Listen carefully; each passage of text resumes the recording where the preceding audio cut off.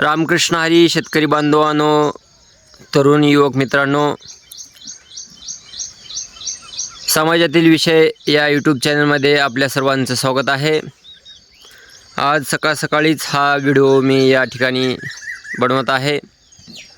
मित्रांनो, आपल्या मराठीमध्ये एक म्हण आहे, दारात गाय आणि घरात माय. ज्याचे आहे ते घर सुखी आणि समाधानी राहतं. हे खरोखरच आहे. कारण तुम्हाला सांगायचं म्हणतर, ज्यावेळेसपासून आमच्या दारामध्ये गाय आली त्यावेळेसपासून आमच्या घराची प्रगती ही चालू झाली. आमच्या पूर्ण शिक्षण हे गाईच्या दुधाच्या पैशावरती झालेलं आहे.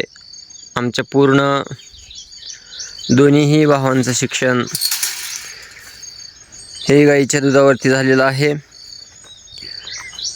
आणि दुसरी गोष्ट म्हणजे, ज्यावेळेसपासून आमच्या शेतामध्ये गाय आली त्यावेळेसपासून आमच्या शेतीचं उत्पन्न हे वाढलेलं आहे. त्याचं एकमेव कारण म्हणजे शेणखत.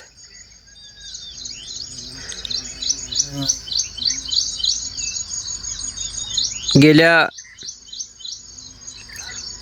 4-5 वर्षापासून आमच्याकडे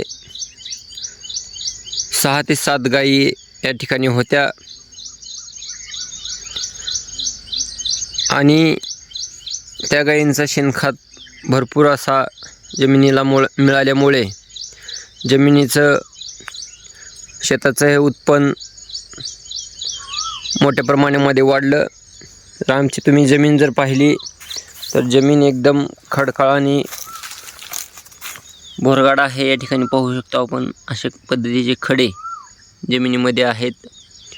हलक्या पद्धतीची जमीन असताना सुद्धा शेतीचं उत्पन्न हे चांगल्या प्रकारे वाढलं आहे. त्याचं एकमेव कारण म्हणजे फक्त आणि फक्त शेणखत.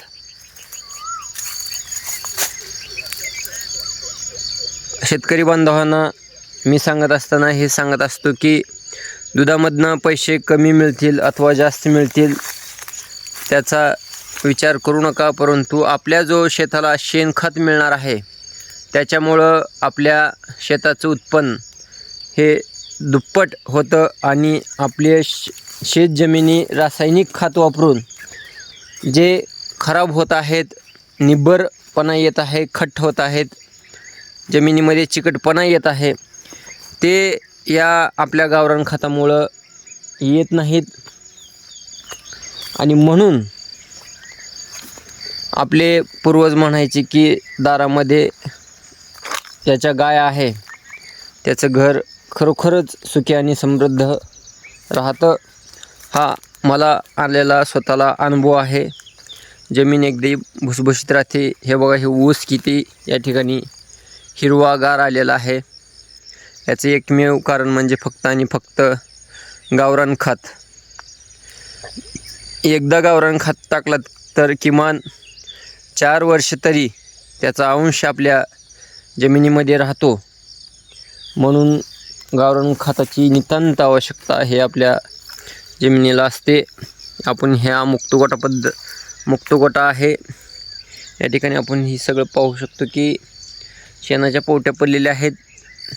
आणि याच्यावरतीच मुतारीसुद्धा गायीची पडते. आणि त्या दोन्हीचं मिक्सचर होऊन जे काडी कुडी आपण वैरण टाकलेले आहे ते पावलांनी तुडवलं जाऊन एकदम बारीक बारीक बुकटी होऊन या ठिकाणी परत आपण ते रानामध्ये टाकून देतो. म्हणून मित्रांनो, हे शेतीचे आपल्याला या ठिकाणी गायीचे फायदे आहेत. हे पहा मित्रांनो, या ठिकाणी आपण गावरान खताचे ढिगारी या ठिकाणी टाकून घेतलेले आहेत. बघा, हे जमीन आपली किती बोरगाड आहे, किती खडे दिसत आहेत. मी या ठिकाणी आपल्याला दाखवण्याचा प्रयत्न करत आहे. येणाऱ्या युवा पिढींना, शेतकरी बांधवांना आज बघायला गेलं तर खताच्या किमती खूप वाढलेल्या आहेत. त्यापेक्षा आपण रासायनिक खतापेक्षा जर आपल्या सेंद्रिय खतांचा उपयोग केला तर नक्कीच मला वाटतं याचा फायदा होणार आहे. वरची आपल्या शेतकरी बांधवांनी याच्याकडे हे बघा, खात किती म्हणजे एकदम ते गांडूळ खात बनल्यासारखं एकदम भुसभुशीत लुसलुशीत झालेलं आहे. आणि याच्यामुळं आपल्या जमिनीला याच्यातून पोषक तत्व मिळतात आणि आपल्या जमिनीची पोषकतासुद्धा वाढते. म्हणून आपण कमी प्रमाणामध्ये रासायनिक खताचा वापर करून जास्तीत जास्त सेंद्रिय खतांचा वापर केला तर खरोखरच आपल्या जमिनीचा पोत हा सुधारणार आहे. आणि म्हणून माझ्या तरुण युवा पिढींना विनंती आहे की आपल्या दारामध्ये किमान 2-3 तरी गायी असाव्या, जेणेकरून आपल्या शेतीलाही शेणखत होईल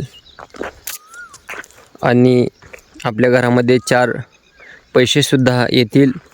आणि गायी असल्याकारणाने, दुधाचं जनावर असल्याकारणाने माणूस नेहमी शेताकडे येतो. आपला टाईम हा वायपट घालत नाही. हे आम्हाला या ठिकाणी आलेले अनुभव आम्ही तुमच्याशी शेअर करत आहोत.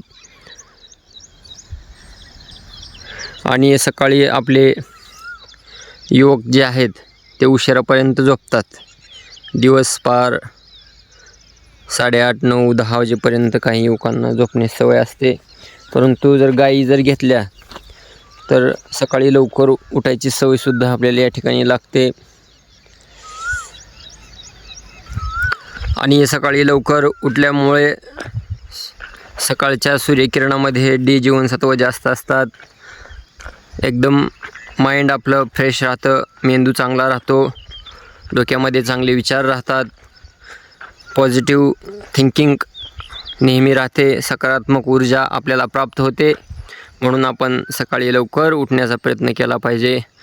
तर आजचा व्हिडिओ आपल्याला कसा वाटला हे आम्हाला कमेंट बॉक्समध्ये नक्कीच कळवा. व आमच्या चॅनलवरती आपण नवीन असाल तर चॅनलला सबस्क्राईब करा, लाईक करा, कमेंट करा व व्हिडिओ शेअर करायला विसरू नका. काही चुकत असेल तर नक्कीच सांगण्याचा आम्हाला प्रयत्न करा. आम्ही नक्कीच त्याच्यामध्ये सुधारणा करू. धन्यवाद. भेटू लवकरच पुढल्या व्हिडिओमध्ये. रामकृष्ण हरी.